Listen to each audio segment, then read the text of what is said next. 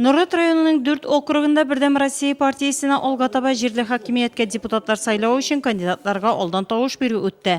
Аларның исемлігі 8 сентябрьда өтешек үстеме сайлауларда тәқдим ителешек. Нұрат Вахитов сайлау округы тауыш беру участогында біздің хабарчыларыбызда болды.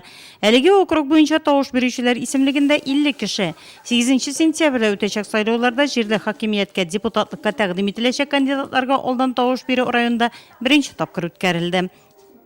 По кандидатурам, разумеется, мы в коллективе. Кандидатларны без коллективта тикшердек һәм уртак фикергә килеп, алдан тавыш бергә килдек. Үтә күренмәлелек, әһәмиятлелек мөһим. Согласовав.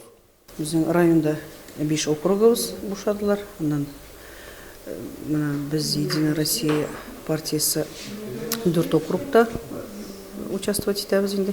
Без монда бу үзенә күрә инде алдагы 8 сентябрьдә була торган сайлауларга әзерләнү. Biz bizning kandidatlarımızı bugün sayılıyız.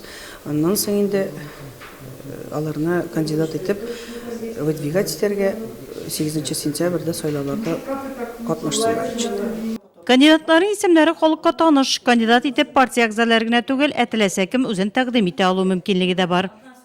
Списокка бу кирделәр инде партия әгъзалары гына. Менә шушы избирательный участокта яшәүче партия әгъзалары гына кирделәр. Безнең положение буенча карар кабулды бит инде. Алдан тавыш бирү процедурасын кирәгә.